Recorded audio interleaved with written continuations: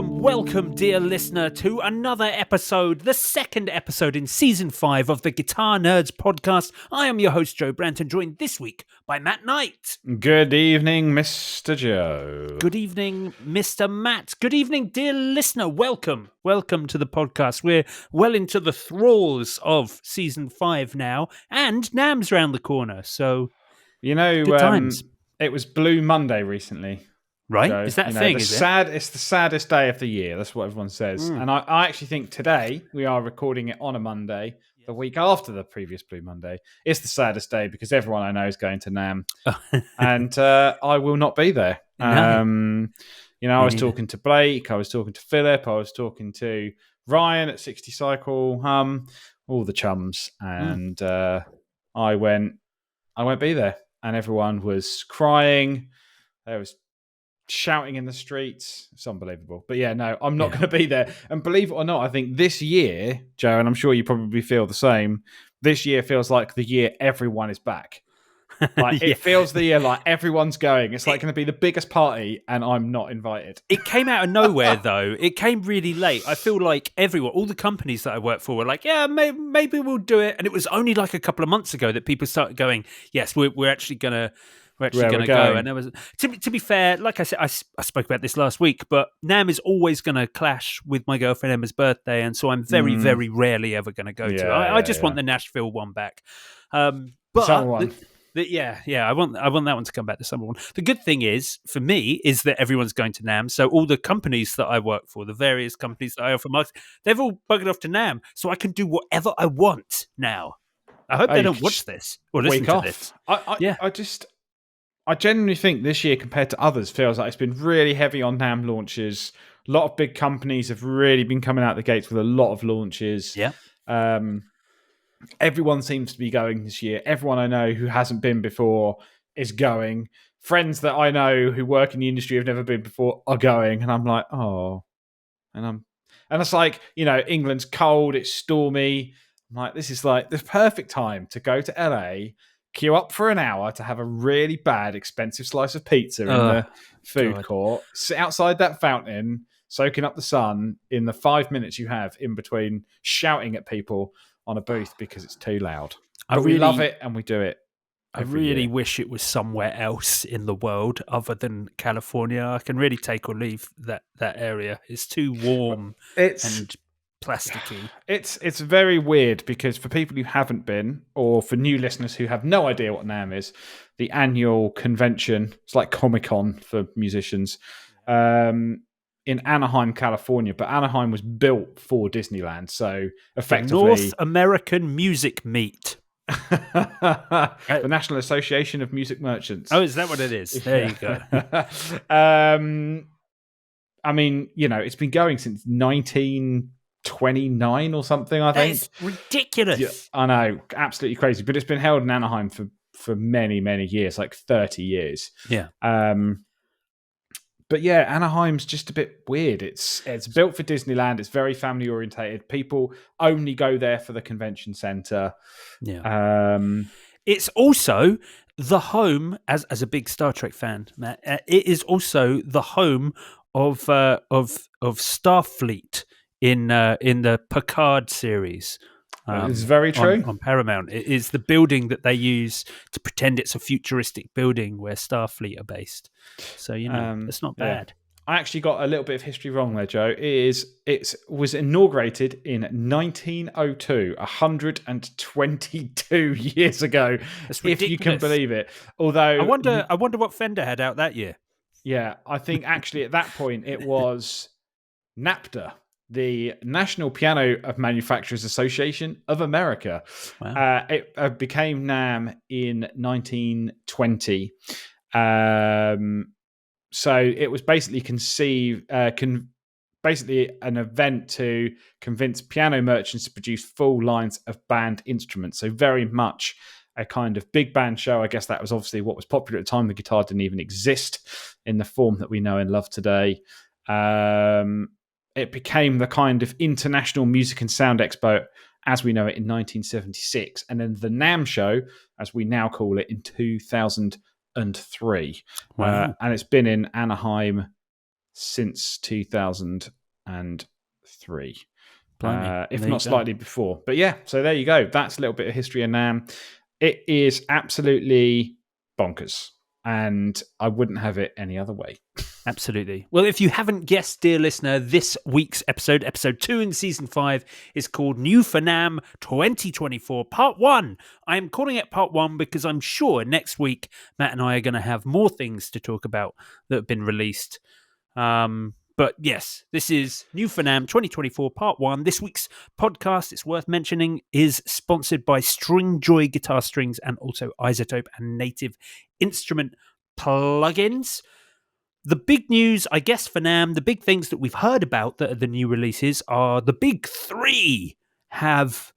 I'm going with big three and I'm throwing PRS in there. So the big three have made their announcements. Gibson, Fender, PRS, they've announced some of their new stuff. Obviously, Fender aren't there, but they've announced their new stuff that's happening. So, it's still like a NAMM release in that sense. I think I was going to say, it feels like, and I kind of get it, that the bigger companies come out of the gates early because they can afford the marketing and press, and they get their releases out early, and they kind of want people, I guess, dealers. NAMM is traditionally a dealer event. People to know what's coming, so they can start listing it on their website now, and then everything else kind of tumbles out at NAMM. But obviously, it becomes very noisy, very hectic.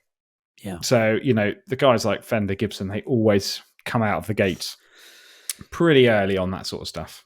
Yes.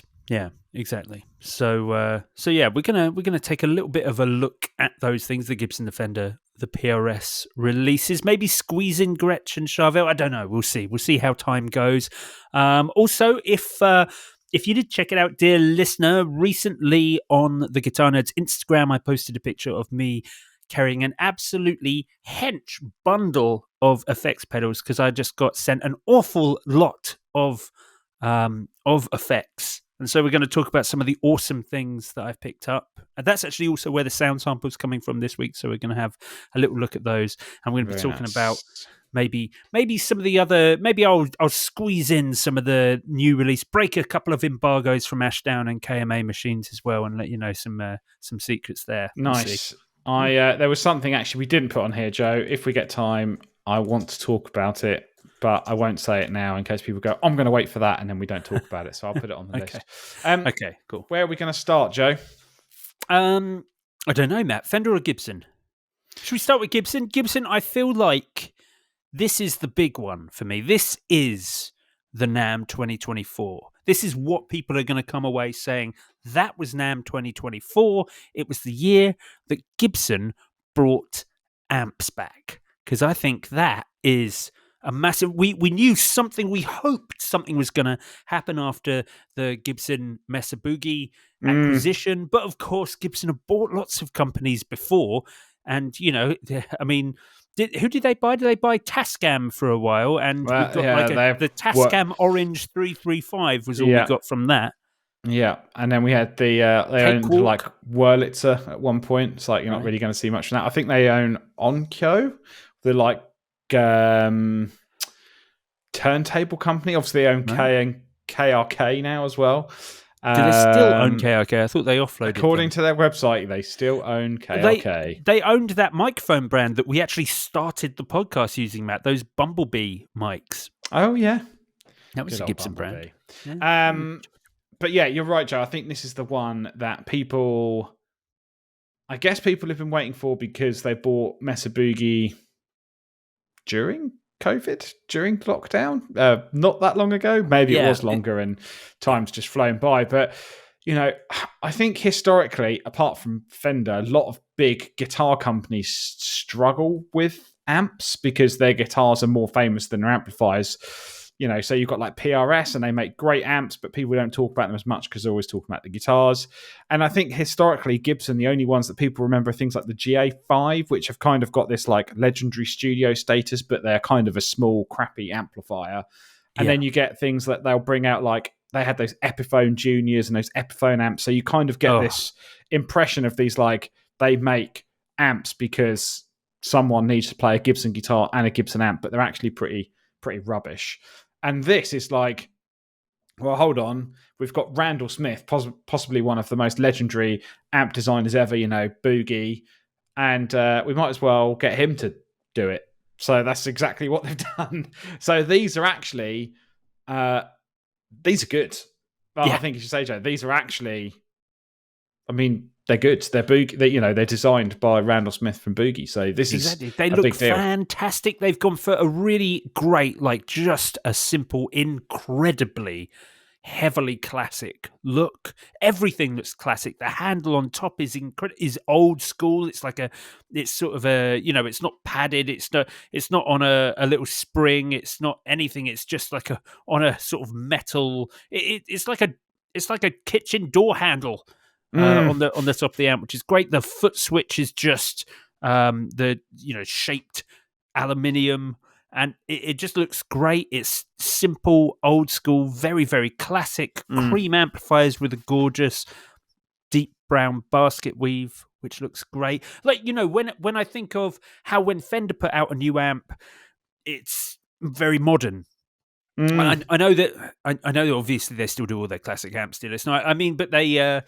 There's always a little modern edge on the Fender stuff. Fender always looking forward. They're looking to make new things, and I love that Gibson looked back. I love that they made something that matches their instruments. It's very classic. I'm glad they didn't release something weird and 80s or that was just another version of Mesa Boogie. There were so many routes they could have gone down which would have been wrong. This is the right route. And best of all, the number one thing that Gibson do, they haven't done, which is made these insanely expensive.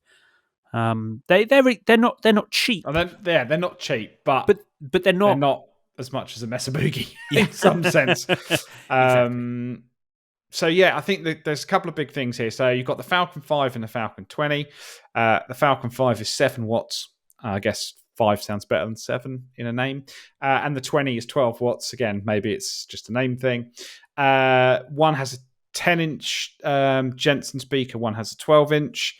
But what you've got is basically a fairly simple amp. So volume, tone, reverb. And then you've got a tremolo as well on both, with a depth and a frequency, which is very cool. I think the big thing though is that they've taken the multi-watt power scaling from the Boogie system and put them in here. So that is not just an attenuator like a lot of other amps. It physically, what they call duo class technology, it basically changes the wiring inside to change the way the power amp works. So power amp handling is very different. It basically means that the amp responds totally different, which means you get a different feel. A lot of times when you just attenuate, you're drawing a lot of power away from the power amp and into the speakers. Dynamically makes it feel very different because they feel choked. Whereas this is like single end. The 5 is a single-ended Class A amp that you can then kind of scale back. So there's a lot of different stuff here. I think it's really cool. I think it's a cross between the sort of more traditional Boogies and then kind of that Gibson vibe on it. It's good that they haven't just rebranded a Boogie. They've actually built an amp from the ground up.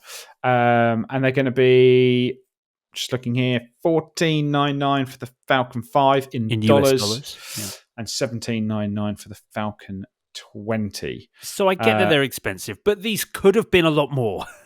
But I think this is for people who love Gibson.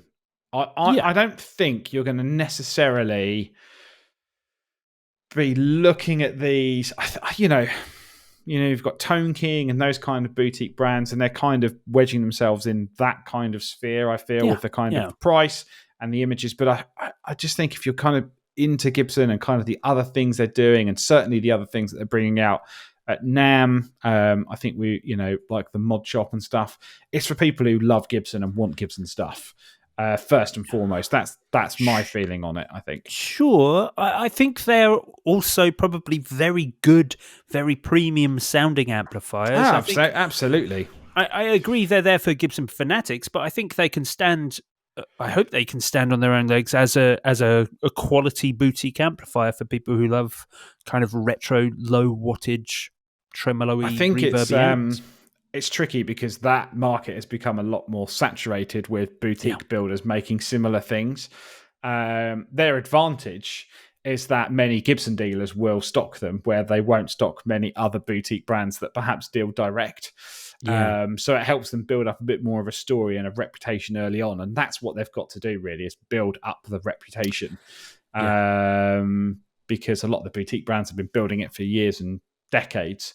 And they're sort of coming out the gate. It's like, we haven't made an amp for ages, and here's an amp designed by someone really famous, which is great. Now they've just got to get people using it. I wonder when Gibson did last make an amp. Asking Google. Ask ChatGPT. Wow. You're okay there. Rare. Gibson abandoned amplifier production in 1967 in order to focus on guitars. Wow. Yeah, there we go. That's it. Wow. I mean, they must have cost a lot of money back then. And again, it could have just been a bit of a vanity project. I don't know. But I'm interested to see where this goes. I think we just need to see people using it. I think they need to get a couple of people behind it, using it as their main thing. And that'd be great. A couple of cool players, maybe not Slash this time, would be great for Gibson to get someone else on board. I think they're going to go down the big retro route. I think that's the vibe they're going to go for here. So I think they're going to definitely go down the retro route. Well, we'll see. I'm certainly very excited about it. The Falcon 5 and Falcon 20, super cool combo amps. Have a look, dear listener. Check them out when you can. Now, one of the other big brands that isn't Fender, who have launching something interesting. It is, of course, the internet's favorite guitar, the PRS Silver Sky, loved by bedroom guitarists everywhere. And me. Actually, I am a bedroom the guitarist. PRS have revealed yet more new finishes, pickup specs, and weirdly, tuning buttons. Yes. Yeah. I think this explains why that Roxy Pink PRS was going so cheap, I think, last week, because I think it's smart. They bring out colours for a little bit. They discontinue colours. Perhaps they discontinue colours that aren't doing very well. Maybe it's more strategic than that. Then those colours go up in price because people are like, I want that colour. Yeah. So it sort of makes sense. Now, so you've got two colours in the PRS Silver Sky. Faded black T as in Tee, like a t-shirt, I guess, which is a satin finish, and Venetian blue, which is basically, to me, looks like the Eric Clapton Mercedes blue. Mercedes blue, yeah. So basically, if you love Eric Clapton and John Mayer, there you go. You can have a PRS Silver Sky and Venetian blue. I think the faded black T looks awesome because it's got get on with satin finishes, but I know you hate satin finishes, but I think the rosewood fingerboard as well looks really sweet on that. I think it looks cool. Look really, really cool. It's a shame they haven't making the dead spec one a standard model though.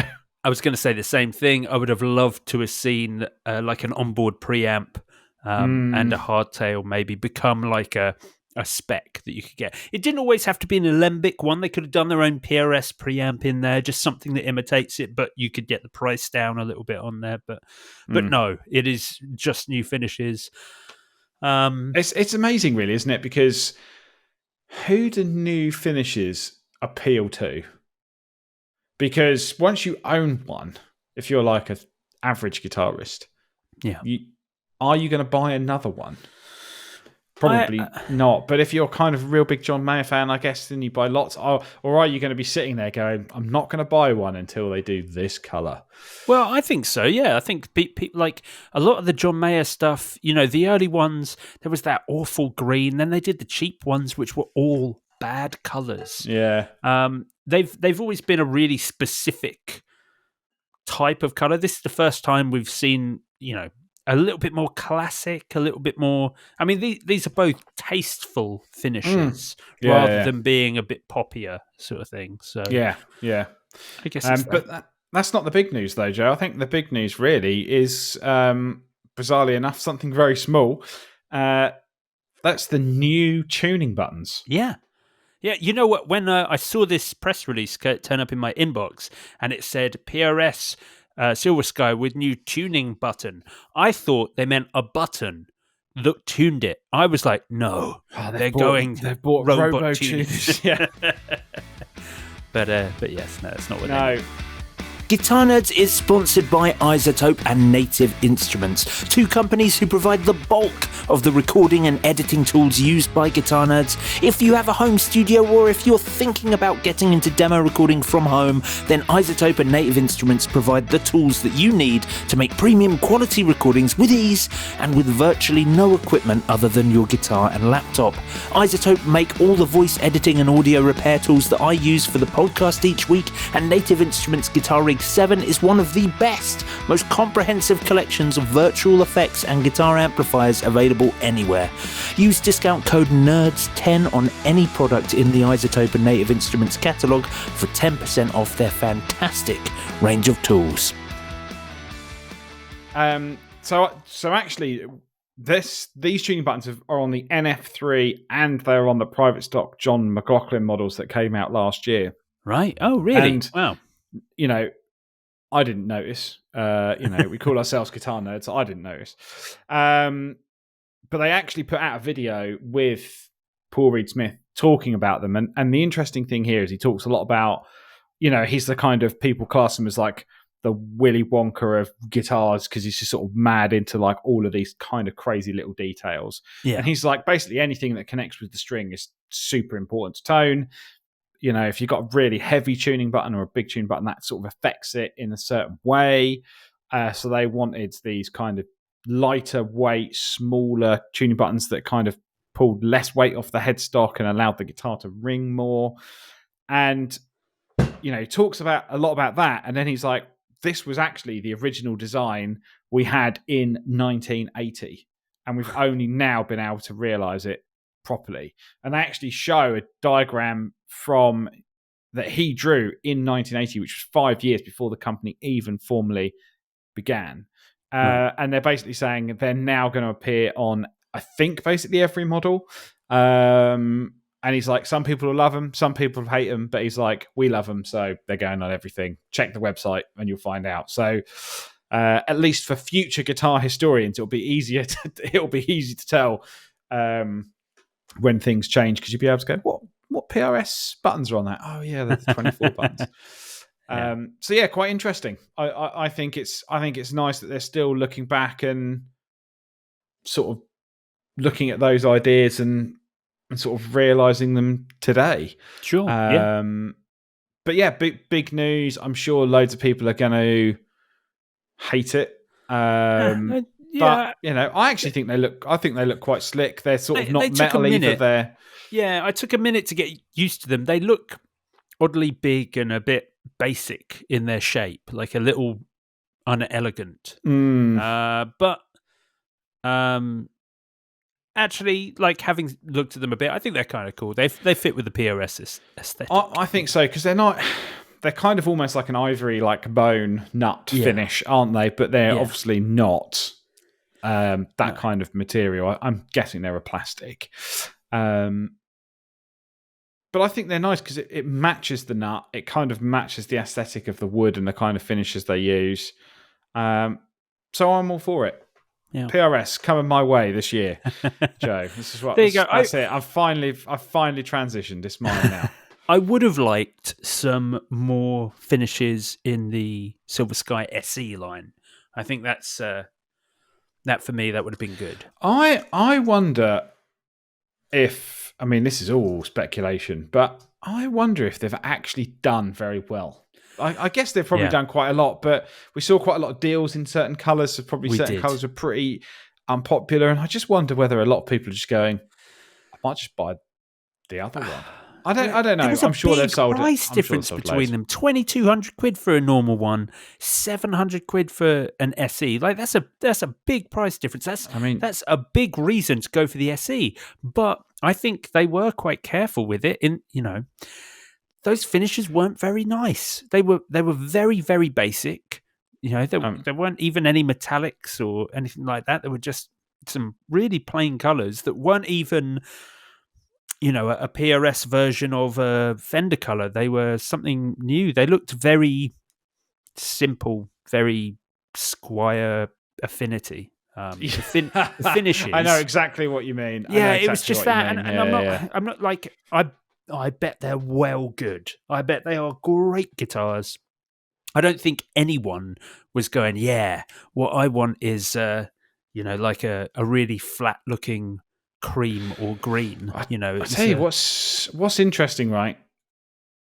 Used market's always interesting for these. So you can actually buy PRS SE Silver Sky. I mean, it's a stupid comment to say. Probably haven't sold many because I think it was actually in the Reverb top 10 selling guitars thing that we talked about last year. Yeah, but that's probably because people buy them and then sell them.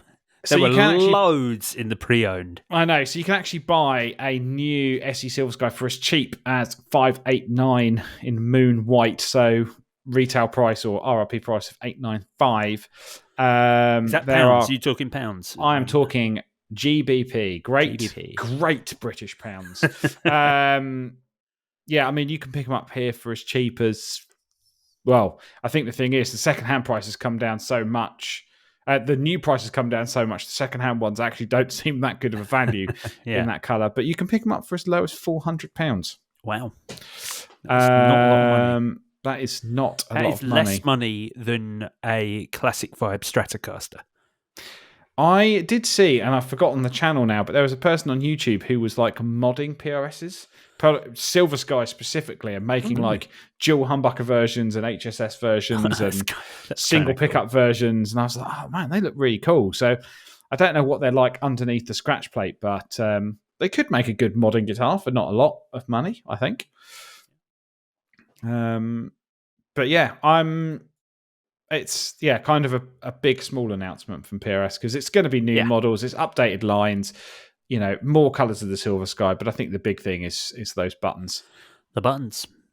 Believe it or not, it's the buttons.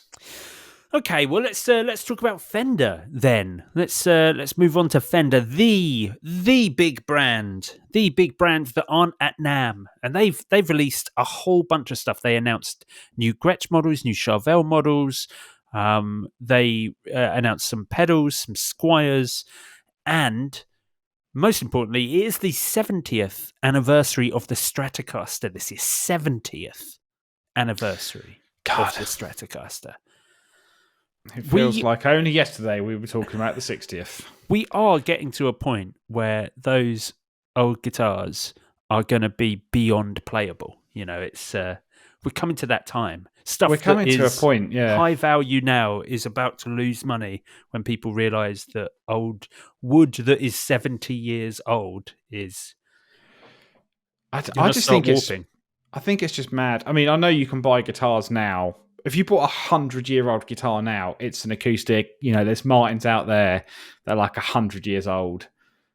But we're actually going to live, me and you, Joe, providing, touch wood, nothing happens. We're actually going to live in an age where you could potentially play a Strat that is 100 years old. Wow. Yeah. I mean, that's pretty bonkers, isn't it? That is pretty bonkers. Yeah. I mean, the thing is, they're simple. Guitars, especially Fenders, were always built to be simple. We're designed to be, fixable. modular. Yeah. So it's sort of conceivable that you can just keep them going. I mean, obviously, they could end up a bit like Trigger's Broom, which is a great reference for older English people, where you've changed things so many times it's not really the original guitar. But yeah, we're 70 years on. 70 years on from the founding of Fender. That is incredible. Well, not the founding of Fender, the Stratocaster. The start of the Strat. Sorry, yeah. I mean, that's amazing. You can play. You could potentially play a 70-year-old instrument now. Yeah. I'm not a fan of the colours, though, Joe. I must admit. So I'll tell you what they've done, dear listener. They've introduced two 70th anniversary models. They've introduced the Mexican-made Player model, which they're doing in a finish called Nebula Noir. That's another new colour, rather than for the 70th anniversary doing an original colour. Don't get me started. And the USA-made American Professional 2, which they're giving, again, nothing to do with how it was originally. They're doing a flame maple top. There are standard spec players and Pro 2 models with an anniversary 2-color sunburst Right. as well. So that's at I least they are doing them. They are doing them. do you know? The player still. It's great that they've done the player in a 2-color sunburst with the white guard, but they haven't gone vintage tint on the neck, and so it doesn't really look like an old Strat, you know. And I know that's because they're doing those things on the Professional 2. The Professional 2, they've gone for a parchment guard, lovely aged, you know, sort of yellow buttons and pickups, and the gorgeous vintage tint neck. Certainly the Professional 2, the US Professional 2, looks absolutely wonderful. 2-color sunburst. It's the best sunburst, and it looks fantastic on a 50s style Strat. I wish they'd done more with the player in its original finish, personally. I love the finish, the Nebula Noir, because it's like a black sparkle. Like yes, it's a very nice finish. But I think the choice of pickguard is very wrong. Pearloid pickguard with black pickups is what they've gone for. What a slap in the face to the memory of the Stratocaster that guitar is. Probably the worst looking Strat Fender have ever put together, and that's their 70th anniversary model. Gen Z slapping the boomers right in the face. Yeah. No, because the rest, it's a modern guitar, obviously of a 70-year-old design. So you've got 2-point trem, you've got the pure vintage 59 single coils in there, you've got a 9.5-inch radius, so it's much more modern. For me, I just think I love the idea of the pickups. I love the sound of those pickups. Mm-hmm. I just think the black hardware would work if it was a different coloured plate. Just a black guard would have been fine. Yeah, I just think black guard and then white pickups would have looked quite cool. Or all black. I just think the Pearloid is like Pearloid and sparkle. It's a really tricky combination to get right. Because, I had a gold sparkle guitar with a Pearloid scratch plate, and it kind of worked because they were very, very similar, but a white Pearloid guard is very stark against a very deep black body. Yeah. And it's sort of, I hate to use this word, Joe, but it kind of makes it look cheap, in my opinion. It does. Also, what's weird is the 70th anniversary is the Platinum Jubilee. I just feel like they could have lent into that. I don't want an old Platinum Strat. That's not what I'm saying. I'm saying something like just some weird. Do they glitter black honor the same things in America to the UK in terms of Platinum? Yeah. I think it's the same. I think those. I think it's just how it is. Yeah. Guitar Nerds is sponsored by Stringjoy Guitar Strings, the world's first true guitar string custom shop. The thing that I love most about Stringjoy is just their attention to detail, their dedication to making their strings the best in the world. And that's a labour-intensive task that they don't shy away from. Stringjoy are also innovative. They're always looking for new ways to make strings better. As guitar players, we've become so used to all the shortfalls of commercially available strings that we stopped even looking for them to be better, last longer, intonate well, easily. Stringjoy bring all of that to every pack of strings they make, and they're available almost as readily as any other generically made guitar string. Stringjoy strings are available at stringjoy.com and at 400 plus dealers across the globe. If your local store doesn't stock Stringjoy yet, ask them to. But, don't forget, they've also, if you go to fender.com, you go to new, they've also announced a Fender Spaghetti Wavy Checker logo t-shirt for $25.99. I think, actually, Joe, while we're on it, can we quickly, I know this wasn't on your agenda specifically, but we should talk about, because actually there was quite a cool release from Fender. I know we were talking about it over chat, Joe. Oh no. But I do want to mention, because I think this is, we're going to get asked about this, Joe. We are the Guitar Nerds. We are the number one guitar-based podcast. On then. Get it over with. We should talk about the Fender Switchboard Effects Operator. So me and Joe have been talking about this weekend, kind of divided on the color, but I actually think feature-wise, I think this is going to be fairly good for them. So this is basically their take on a gig rig ESA effect It's an switches. ES5. Well, it's an ES5 basically. Yeah. It's an ES5, so 5 loops, 4 switches. So you've got 5 banks. You've got 6 switches. You've got up and down, but it's got a full color screen on it. The screen's very nice. The screen is nice. in the style that they've had on like their GT stuff for the last little while, as is well it as the same screen as the? Is it a smaller screen than what's on the? It'll be smaller than the Tonemaster. It's much smaller than the Tone. The Tonemaster has a massive. It's like a phone on the Tonemaster Pro. That's one of the big things is how big their screen is.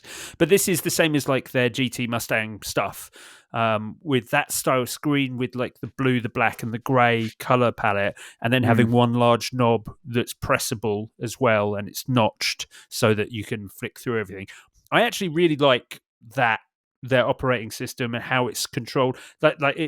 Some real thought has gone into controlling everything with that one large knob, and so I've got a lot of time for that. I actually really liked the Mustang stuff. You know, that stuff was all brilliant. The problem that it had was it wasn't Katana, but it was very, very good. And I think bringing that to something like this, who decided to make it gold though, Matt? When I saw this, I messaged Mark Packham immediately because I thought it was wood. I thought it was like a light maple. I thought they were leaning into that because in the picture it's anodized gold, isn't it? It's anodized like brushed gold. How did this? Like, who thought of that? First of all, like, where did that even occur in someone's brain? And then how did that idea then get verbalized? And then other people at Fender agreed with it to the point that it was built and manufactured. This would be a fine product if it was any other finish on planet Earth. I think you're being a bit harsh, but it's.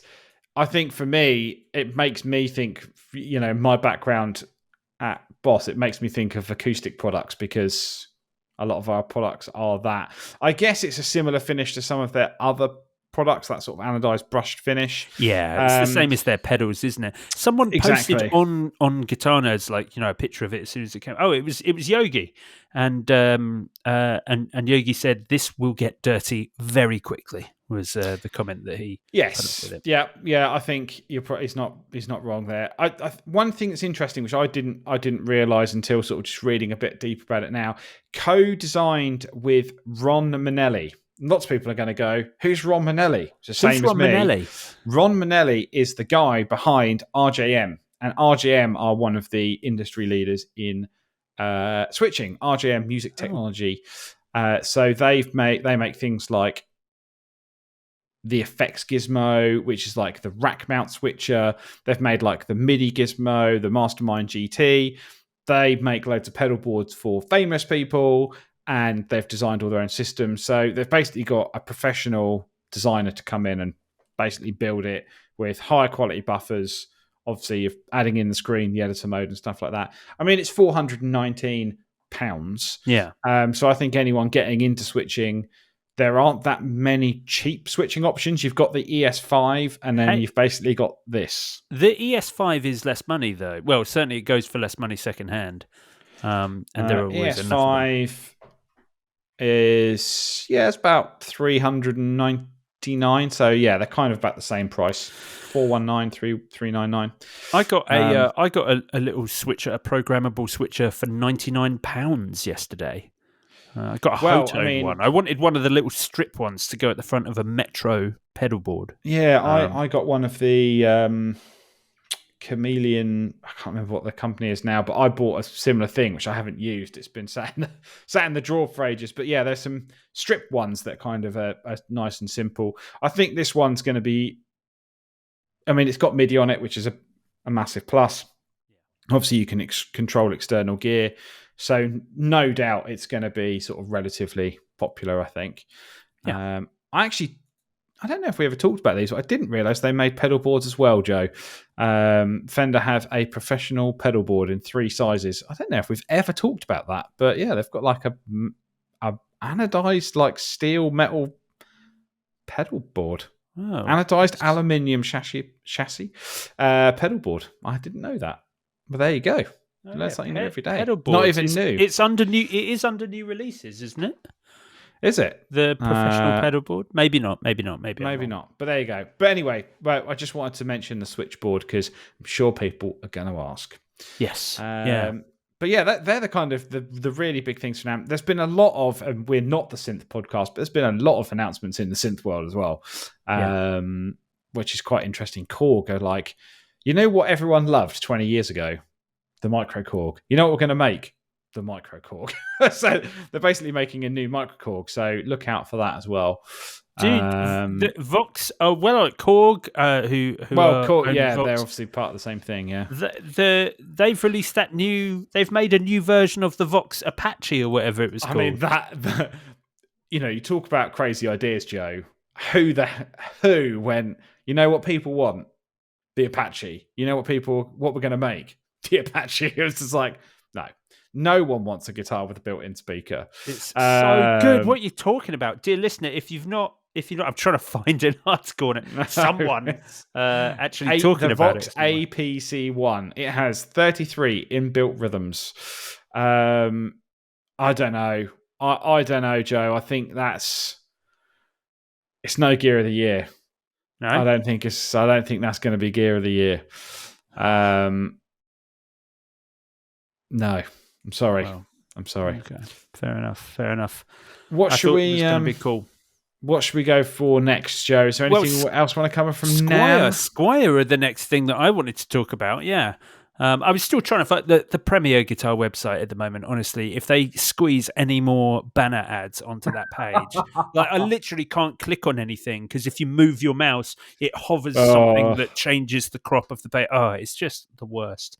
Great, they're good at getting press releases out, quick, but that website, God, it annoys me.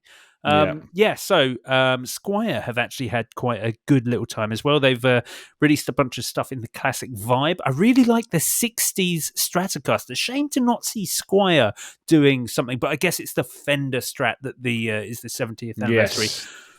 Squier Classic Vibe 60s Strat in HSS, where the humbucker is in a lovely chrome cover and matching headstock Pelham blue. Not Pelham blue, obviously Lake Placid blue. That's a very cool Strat. They've also done it in like a honeyburst as well. Sienna Sunburst, I think is what they call that. Sienna Sunburst, yes. Sienna Sunburst. Well, my feelings on Sunburst. I'm not a massive fan of that one, but I am a fan, Joe. This is absolutely rocking for me. I would 100% own and play one of these. They have done a Classic Vibes 60s custom in satin Dakota Red. It is. We're talking about the Telecaster. We're talking about the Telly. Sorry, Classic Vibe 60s custom Telly in satin Dakota Red for 429 Great British pounds. Same C-shaped neck, 9.5-inch radius, vintage lacquer frets. maple board. I'm in, Joe, for that. Yeah. I love Dakota Red. I think it's a great colour. I think with that vintage tint neck and board, it just looks cool. That's going to wear really cool. That's going to be a future classic. Loads of people are going to want one of those. I mean, I agree. It's absolutely lovely. Dakota Red is one of the best Fender colours. I've got a lot of time for it. It looks fantastic in this makeup. The price is okay. I mean, we know that classic vibe stuff is getting expensive, but it's still, you're getting a lot of guitar there. You're getting a lot of guitar. But I think the big one really from this range is the Classic Vibe 60s Telecaster SH. So humbucker in the neck, matching headstock, Sherwood green with a taut guard. That is awesome. That is awesome. $449, rosewood neck, taut guard, Sherwood green body and headstock, humbucker in the neck. This is the perfect guitar to buy. Get some great custom shop pickups. Not necessarily Fender custom shop. Go to a great pickup builder and get some awesome pickups shoved in there. That's going to be an amazing guitar. How did they make that guitar cheaper than the Classic Vibe 60s custom Telly? £409, which I just sort of find amazing. But they do it in black or Sherwood green. I think the black looks very cool. The black is very cool because it's black guard matching headstock. Yeah, although I would like black torque guard. Yeah. And then get rid of the bridge pickup, just a neck pickup. Get rid of the control plate. You've got the world's weirdest Esquire. I'm in. Yeah. I think that's Squier, man. Just some great ideas, great guitars. Even Joe, for me, the jazz bass, the mid '60s jazz bass they've done in Olympic white with matching headstock is awesome. It's probably the least adventurous of their releases because you can already get an Olympic white Squier classic vibe jazz bass, but you can't get it with the matching headstock, and of course you have the bound neck in this with this mid '60s one, which does look very cool. Bound necks with dot inlays. This is a connoisseur's choice. That is a very, if you're gonna invest in a jazz bass at the moment, few things are going to be cooler than that. Yeah, that is you cannot play that bass unless you're wearing like a suit. You need to look. You've got to look the part to play that bass. But that is that's cool. Smart. Again, Squier, man, they got it all right. God, I love that brand so much. Think about how far that company's come since we were kids, Matt. I remember like buying my first Affinity P bass in red. Like, it wasn't, the color didn't even have a name. It was just red. I remember how rubbish it was. And now you look at, like, I appreciate they still do Affinity now, and I'm sure Affinity's still relatively basic, but it feels like it's come on a long way. What an amazing way to spend 450 quid right there. Think about when we were kids, all you could get for 450 quid, if you were lucky, was a Mexican in a standard color, Yeah. Can we also talk about, Joe, just while we're on kind of new releases from that brand, I think we should also very quickly, only because I've been served about 3 different articles for the deluxe wooden amplifier stand. Oh, they love it. It's just everywhere in all the news articles about it. Everywhere. So Fender, and hey, I get it. And actually, I think it's kind of cool. We talked about, Joe, if you remember, probably in December time, we talked about Amazon products that basically look very similar to this, but are way cheaper, that are just like metal frames with a bit of foam. Etsy products, yeah. Etsy products. And I get it. Like, I think that amp furniture we've talked about several times before. I can't remember the brand now, but there's a brand that make those kind of really flash guitar stands, and they stack on top of each other, or you can have a workbench on top. And I just think that like guitar furniture is certainly a thing that people want when they're kind of melding it into their sort of home aesthetic. Yeah. So they've kind of announced a wooden hanging guitar stand, which is very similar to those super expensive wooden stands that came out from some sort of boutique company a few years ago. They're doing a triple guitar stand where the guitars sit staggered back from each other. That's really nice. That is really nice. It's expensive, but it's wood, so I get it. Yeah. It's the deluxe wooden amplifier stand. That's the big one. £285.99. I mean, they're actually saying it's their own line of gear furniture, so we're probably going to see a lot more of this. But it is effectively an amp stand made out of wood with a drawer underneath, which I just really like. I just think it's good. It's an elegant walnut finish. Well, for £59.99, I bought a big wooden box off of Amazon, which my amps just wrote Fender on it. No, but my amps are just sitting on that, and it was much cheaper. But I also noticed that they spelt included wrong. Customizable EVA foam padding included. But I just think there's a lot of people out there that want this kind of thing and want it for your living room or whatever. I think they put it looks like they've put a Mustang on it. Yeah. And I'm like, why wouldn't you put a twin or something on it? Is the stand more expensive than that amplifier? I think it probably is. But I think it's cool. I think it's very cool. Although the one article I did read when you could just buy a Boss BSA1, and which is but which would Polymath also used that. work. Polymath used that. Tim has his jazz chorus just sat on the BAS one. Amp stands are no new thing. But I think the advantage of this one, and I don't know, I could be talking out my arse, Joe, but you might notice when you use an amp stand, you lose a lot of bass because you're taking it off the floor. It doesn't resonate in the same way. Where you've got it's connecting to a lot more material that's connecting to the floor. I think it's going to project a little bit more bottom end, and some amp stands you do lose that. I think perhaps that's also they become very directional. But yeah, it's not cheap. £285. Big money. But we've seen guitar stands way more expensive than that. Sure. People own amps way more expensive than that. And if you only own one amp and it's in your living room and you want it to look nice, then there you go. Yeah, fair enough. Absolutely. It's definitely cheaper than a lot of the boutique stuff. Yeah, indeed. Matt, indeed. Speaking of something you mentioned just now, as maybe want to talk about this thing. Do you remember before we started podcasting, I said to you, I've got a secret story that I want to tell you on the podcast. You were trying to get me to tell you before. Well, NAMM's round the corner, okay? Mm-hmm. And so Ashdown, we're prepping all the new gear, right? We've got the amps, we've got the basses, there's some pedals, everything's getting ready to go.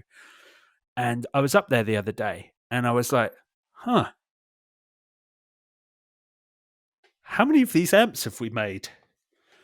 Because we've misspelt the name on the front. And this is for people watching this is for people watching the podcast. On the front of the yet to be released Ashdown amps, it says original 500. It's supposed to be the original. But fortunately, it was just one. It was just the prototype. So I was like, "Can I have it?" So they've let me. That is excellent. So there you go. So I've got the one original Ashdown amplifier, and that is still is there you go. If you're breaking a little embargo, this is due out on whenever Thursday. That is the new. I said 500. It's 300. I think this one. It's a little 300 watt Class D amplifier. It looks great. Lovely little chassis. Really smart. 5 bands of EQ. All the things you want. A really high quality DI out, which is what matters. And then, that Ashdown shape button, which basically scoops out your mids, which I do not like. I just want the Interstellar 600. That is the amp. That's the Ashdown amp for me. The Guy Pratt one. It's great. One. It's huge, and it's very cool. It's very cool. But there you go. So you've got your own organal, organal Ashdown. That's my favorite thing. Dear listener, also worth noting, actually, again, if we are releasing these podcasts on YouTube as well to watch if you care about watching me and Matt talking to a microphone for an hour. But this is something just for the viewers. At the moment, KMA machines we're doing a little giveaway on the Instagram.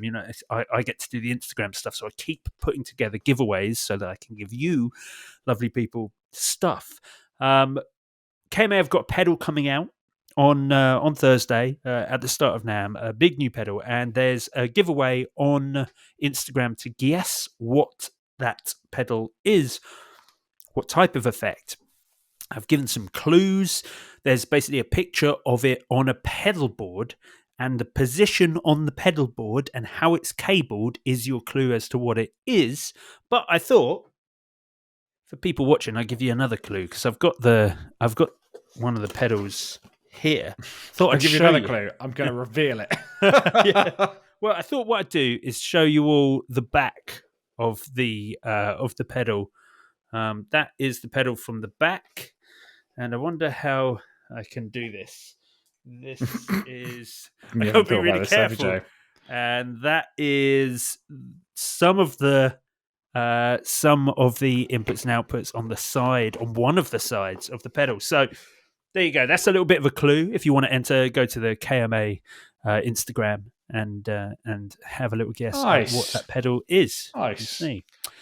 Nice. But we're coming towards the end of the podcast, dear listener. Matt and I will, of course, be heading over to patreon.com/Guitarnas. We're going to talk about more stuff this week. I failed to mention this at the start, but this week we'll probably talk about some of the pedals that I got sent this week. But also, we had a great question from Josh Chudley on the Guitar Nerds group on Facebook to do with selling off a bunch of his gear for store credit, which is a terrible idea. And now he's got to decide what to do amplifier-wise with his store credit. So limited to new and available now amplifiers at full price.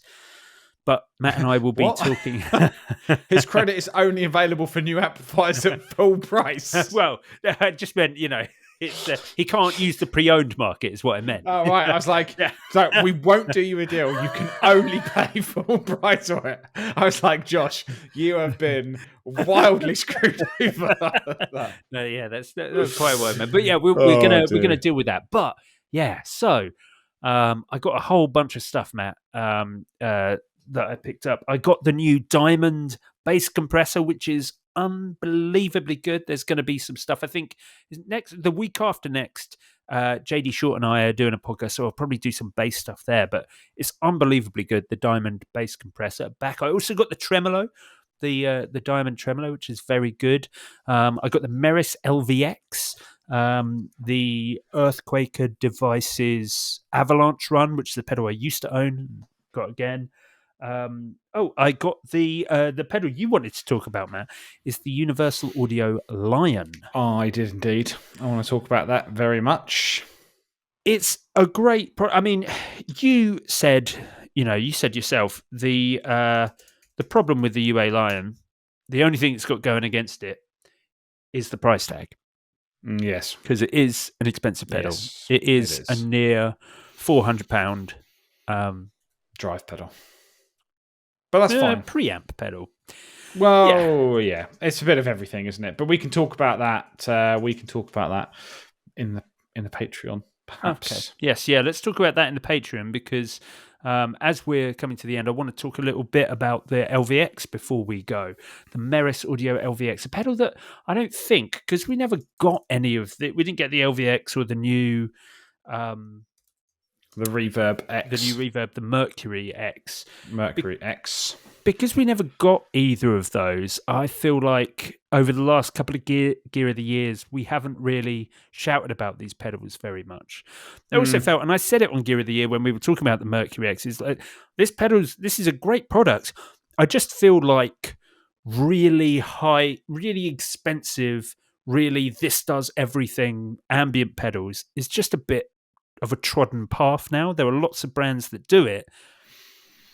I guess it's probably a personal thing. It's just because it's not especially something that I would use. But I was incredibly impressed. The interface is very usable, really easy to get your head around.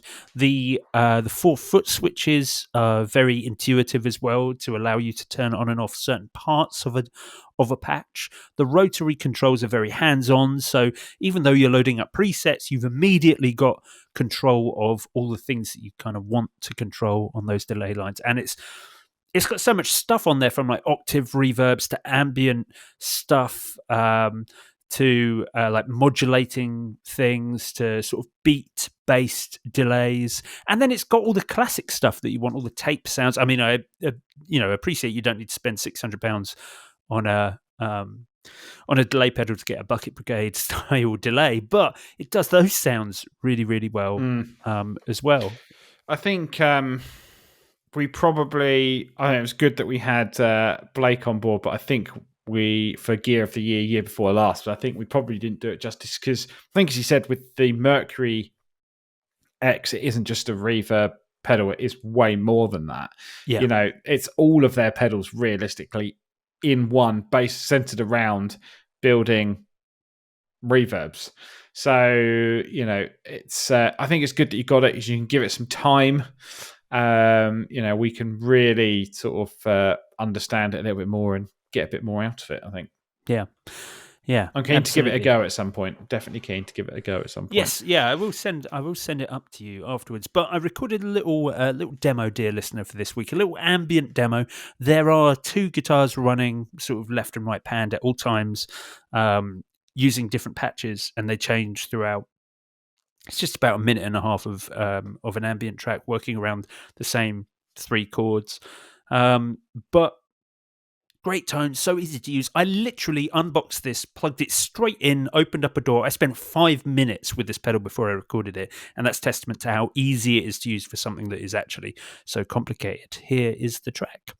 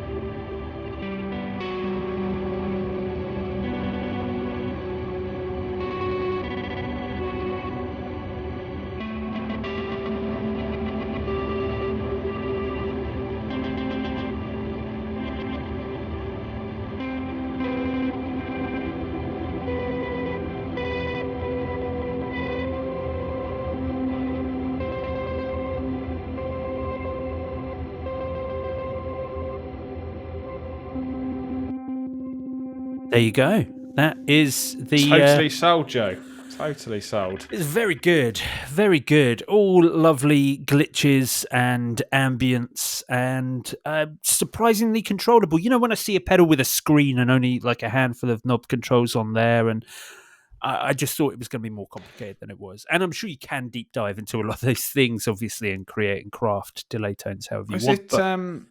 Was the kind of like, there's a bit when you came in with like some tremolo picking and it has like really reverberated, was all that sort of reverb and stuff in there Yeah, that's all well? That's all on there as well. It's kind of just got amazing. some preamp stuff on there as well, so you can get like just a little bit of gain on the front of those delay tails as well. It's so much more than just a delay. It's kind of a bit of a multi effects geared around delay as its main thing. It had, you know, big, you know, dare I say, microcosm vibes. I could definitely see it being really useful.